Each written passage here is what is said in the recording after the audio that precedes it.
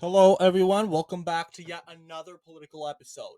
So, Joe Biden is still technically in the lead in the state of Pennsylvania in the last couple days. He has some 14-day matter of time. Joe Biden is leading by barely a point. Uh, just recently expanded to 5, but honestly, this is probably going to be the end of Joe Biden's surge. Barely, because Donald Trump's going to take back the lead in the next poll. I guarantee it, because we have RNC, as you know, Republican registration is surging in the state of Pennsylvania dramatically, and that is, of course, going to play a part in the overall role in winning the state of Pennsylvania. It isn't just the polling front that matters, it's also the registering front. Right now, Trump looks pretty good at the registering front in Pennsylvania. What we're looking at right now, though, is polling. However, we want to do good in polls, and current polls are suggesting that it's going to be a very, very close race against Biden and Trump in the state of Pennsylvania. Polls are saying Biden wins by 0.5. Doesn't matter, winner takes all. But when it comes to that, we're going to go ahead and update our prediction. Also, the Pennsylvania primaries are tomorrow, and we'll be talking about those. We are still waiting on the Wyoming results. We had the Wyoming primary Sunday, I believe. The results are supposed to be announced on Saturday, but we'll wait patiently. But yes, Pennsylvania. This is how I think it's probably going to look like. A margin of Biden by 0.5. Let's take a look at a couple elections. 2016, Donald Trump won the election by less than a point. I believe he won the election, I believe, by 0.72%. It is the most narrowest, the most narrowest margin in a presidential election since 1840, when William Henry Harrison defeated Martin Van Buren by just 0.12%. So something to keep in mind. Pennsylvania, this could make history. It would be kind of surprising, I believe. We would take it as a historic win here, but who knows? Pennsylvania is a swing state. Who knows if it's going to be a tilting when it comes to that. Pennsylvania voted 2.82% more Republican than the nation at large, making the first time since 1948 that Pennsylvania voted to the right of the nation. Yeah, 1848. Definitely Pennsylvania did vote more right. But yeah, I believe, yes, Pennsylvania voted more aggressively margin wise. So that's interesting.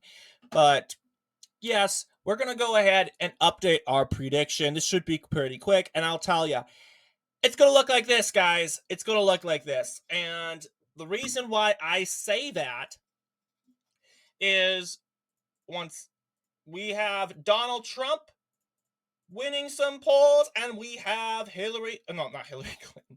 We have Joe Biden winning some polls, and I'm predicting that Erie and Northampton counties are going to be the indicator and real in overall decision. Will Erie County go for Trump, or will Northampton County go for Trump or Biden? Or will both of them go for Trump, or will both of them go for Biden? I'm predicting both of them go for Trump. Why? Well, let's take a look at the 2020 results. You'll see Joe Biden won both Northampton and Erie counties by less, probably 1 point at the max. And that says a lot. You'll see the lighter the blue, the closer the result. And the reason of that's a concern, it should be a concern in other elections. You could look out and say, oh, this is now a Democrat stronghold county in a matter of 2 years' time. And in this case, we've seen, yes, Northampton County did swing to the left in 2023 and 2022. That's looking good for them. But Erie County did vote Republican in 2023. And that's a concern. Well, you don't really need Erie County to win. That comes to prove Mr. I can't remember his name. Daniel McKay. I don't know what his name is. Supreme Court of Pennsylvania managed to win without Erie County. So don't get confused. You have to carry certain counties in order to win. Well, you have to have certain support from certain counties. Yes, you need certain support from Pennsylvania. You need Erie County. You need certain support from, as you know, Northampton County, Bucks County, Dauphin County. These are areas that Trump needs to focus in. Center County.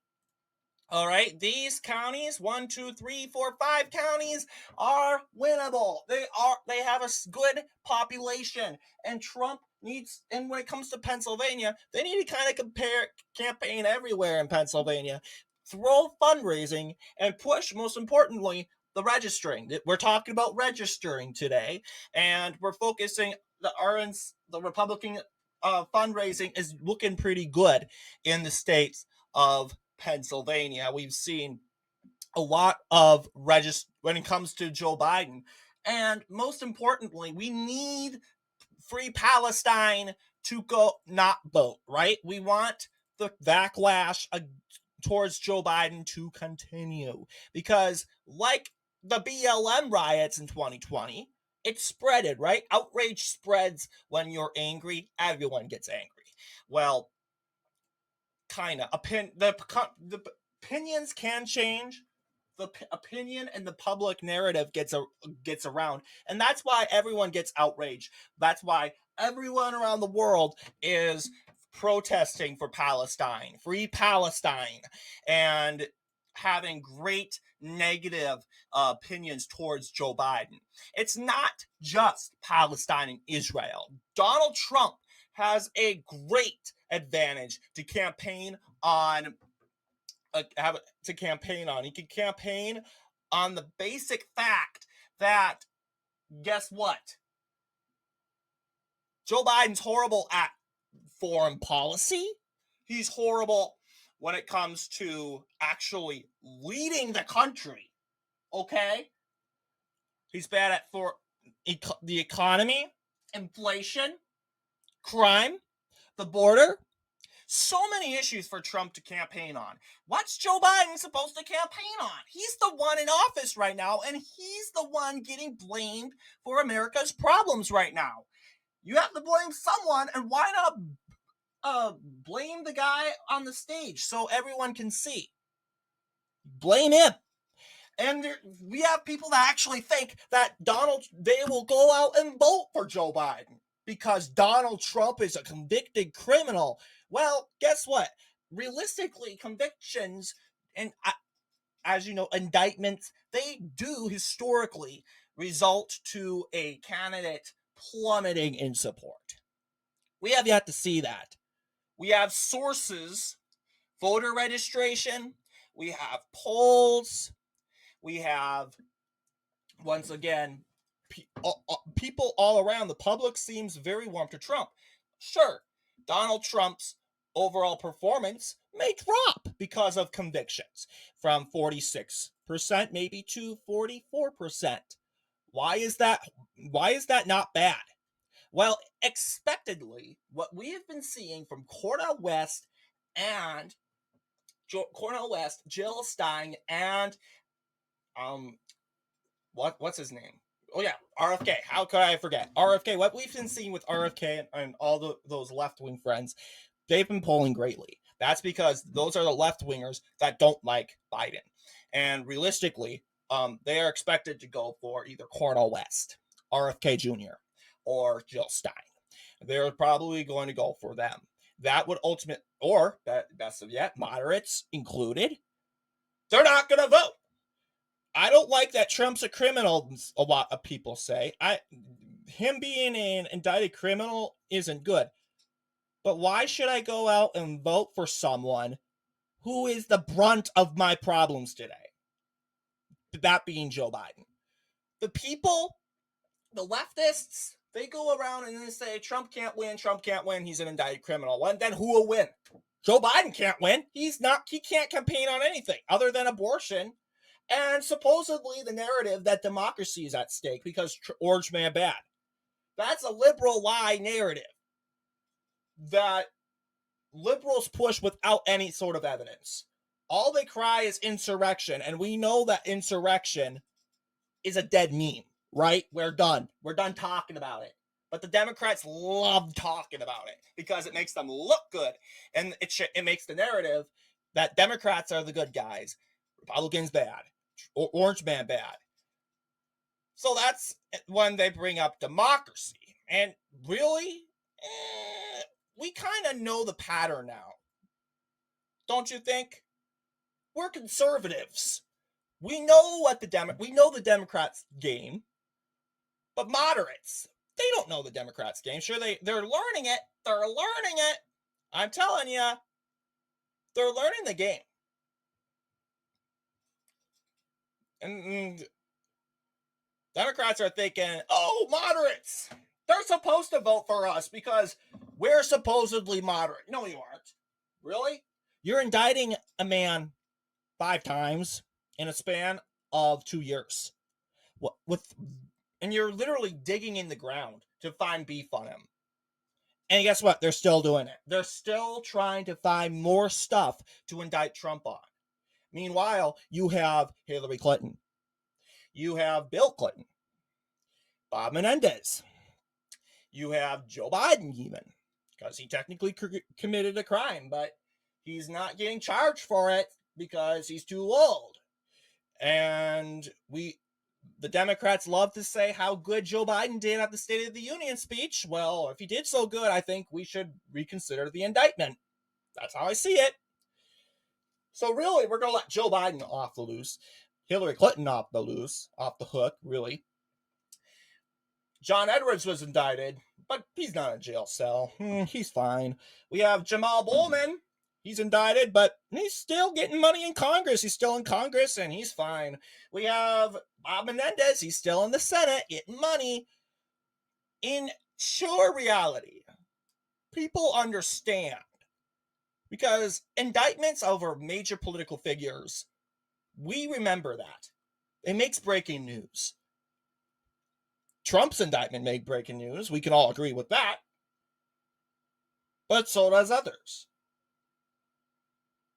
And when you see overall the recent performance on like the country is at a huge stake with the economy, immigration, crime, and all you guys have to say is Trump, that's not going to help you. That's going to hurt you, because American people are saying, we want this. And what's your answer for everything? Trump! Trump did it! Trump did this! Trump did that! And that makes people angry. How does that make you feel? If you clearly did something wrong, someone did something to you, a crime against you, and you're waiting for an apology from someone, and all that person did, the perpetrator did, was blame someone else for it. That makes you ticked off. And I can tell you a lot of Americans are ticked off right now. So expect that. They might not like Trump, but they're not going to go for Biden. Don't even start. That's a coping thought. Come on. Realistically, Trump has more momentum. Joe Biden goes into his own hometown. They're all sleepy. Oh, hey, it's old Joe.